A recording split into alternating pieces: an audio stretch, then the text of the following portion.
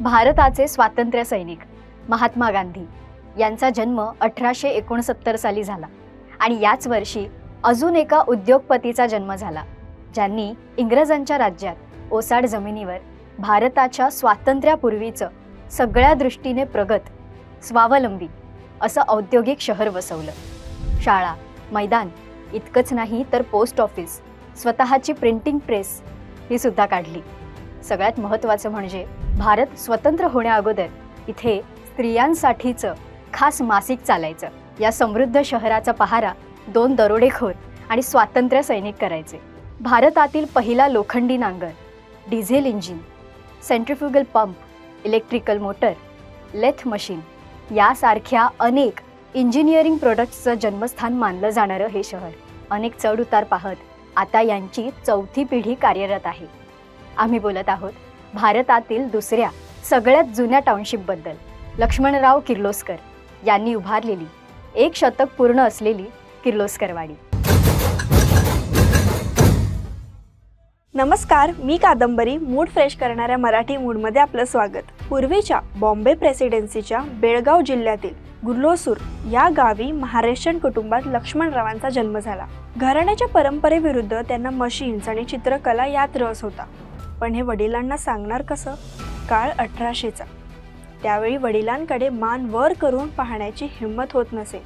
त्यात स्वतःचं मत मांडणं आणि अंमलात आणणं म्हणजे कठीणच. पण बंडखोरी करत वडिलांच्या इच्छेविरुद्ध आणि मोठा भाऊ रामू अण्णा यांच्या पाठिंब्याने लक्ष्मणरावांनी 1885 मध्ये मुंबई येथील जे स्कूल ऑफ आर्ट्समध्ये प्रवेश घेतला. 2 वर्षांनी त्यांना कळलं की ते माइल्ड कलर ब्लाइंड आहेत. पण हार न मानता त्यांनी त्याच इन्स्टिट्यूटमध्ये मेकॅनिकल ड्रॉइंग याचं शिक्षण घेतलं आणि व्हिक्टोरिया ज्युबली टेक्निकल इन्स्टिट्यूटमध्ये 45 रुपये पगारावर मेकॅनिकल ड्रॉइंगचे असिस्टंट प्रोफेसर म्हणून काम करू लागले. कामातून वेळ काढून लक्ष्मणराव वर्कशॉपमध्ये जाऊन मशीन कशा बनवल्या जातात, त्यांना ऑपरेट कसं केलं जातं हे पाहायचंय. कालांतराने त्यांना ह्याची आवड निर्माण झाली. त्यावेळी सायकलचा वापर मोठ्या प्रमाणात सुरू झालेला. या संधीचा फायदा घेत त्यांनी लीडरशिपमध्ये सायकल विकत घेऊन बेळगावी पाठवली. तिथे किर्लोस्करांचे मोठे भाऊ रामू अण्णा बेळगावात सायकल चांगल्या किमतीत विकू लागले. 1885 मध्ये लक्ष्मणरावांनी स्वतःचा उद्योग करायचा विचार केला. असा उद्योग जो आजवर कोणीही केला नसेल, ज्यामुळे गरिबांचं भलं होईल. प्राध्यापकाची नोकरी सोडून लक्ष्मणराव मूळ गावी परतले. त्यांचा सायकलचा व्यवसाय मंदावलेला. सायकलची एवढी मागणी असताना सायकल विकल्या का जात नाहीत? त्यांच्या लक्षात आलं की लोकांना त्या चालवताच येत नव्हत्या. यावर त्यांनी युक्ती काढली. 15 रुपयामध्ये सायकल चालवण्याची ट्रेनिंग द्यायला सुरुवात केली आणि 1888 साली हा व्यवसाय सुरळीत चालू लागला. त्याला जोड म्हणून त्यांनी सायकल दुरुस्तीचं दुकान सुरू केलं. पण त्यावेळेच्या महानगरपालिकेने अतिक्रमणाच्या नावाखाली ते दुकान बंद करायला लावलं. पण गंमत पहा, आज त्याच रोडला किर्लोस्कर रोड म्हणून ओळखलं जातं. आहे ना अभिमानाची गोष्ट? आपला कृषीप्रधान असलेला भारत देश आपल्या शेतकरी बांधवांना शेतीमध्ये अजून कशा प्रकारे मदत करता येईल याचा लक्ष्मणराव सतत विचार करायचे. त्यावेळी त्यांनी कडबा कापण्याचं पहिलं यंत्र काढलं. त्याचबरोबरीने त्यांनी अनेक शेती उपयोगी यंत्रणे काढली. प्रगतीकडे वाटचाल करणाऱ्या भारत देशात आधुनिक गोष्टीही आल्या पाहिजेत. असंच शेतकऱ्यांसाठी आधुनिक लोखंडी नांगर त्यांनी आणला.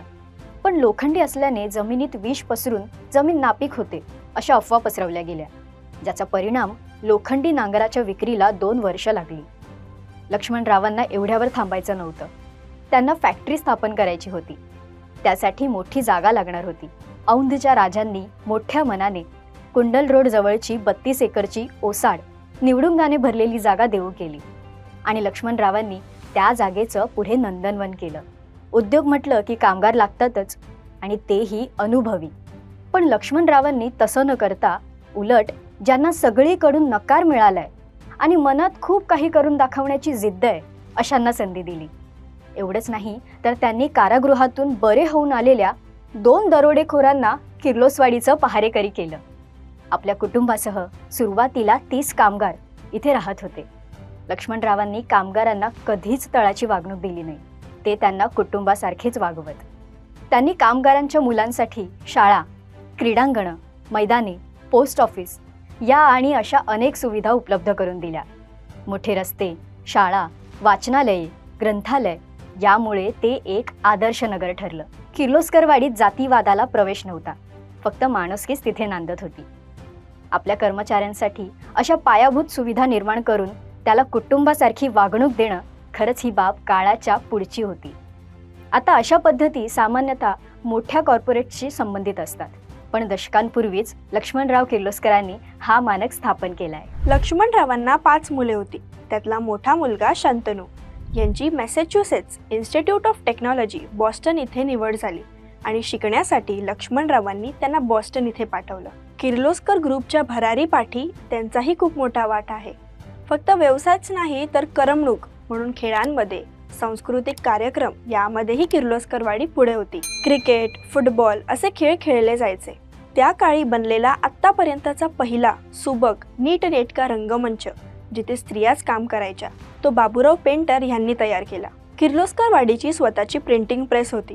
किर्लोस्कर खबर आणि स्त्री असे 2 मासिके त्या काळी चालवले जायचे. किर्लोस्कर ब्रदर्स हळूहळू पुणे, बेंगळुरू इथेही पसरले. लक्ष्मणरावांनी पहिली ऑइल इंजिन 1927 ला काढली आणि नंतर त्यांनी कधीच मागे वळून पाहिलं नाही. आज किर्लोस्कर ग्रुप 70 देशात पसरलेला आहे. त्यांच्या 26 कंपन्यांमध्ये 18,000हून अधिक कर्मचारी काम करतायत. तुम्हाला आश्चर्य वाटेल, पण दुबईमधील बुर्ज खलिफा, अमेरिकेतील न्यू वर्ल्ड ट्रेड सेंटर, सिंगापूरचे मरीना बे, ऑस्ट्रेलियाचे ऑपेरा हाऊस इथेही किर्लोस्कर पंप वापरले जातात. केंद्र सरकारने लक्ष्मणराव किर्लोस्करांच्या 100व्या जयंतीनिमित्त पोस्ट स्टॅम्प सुरू केले.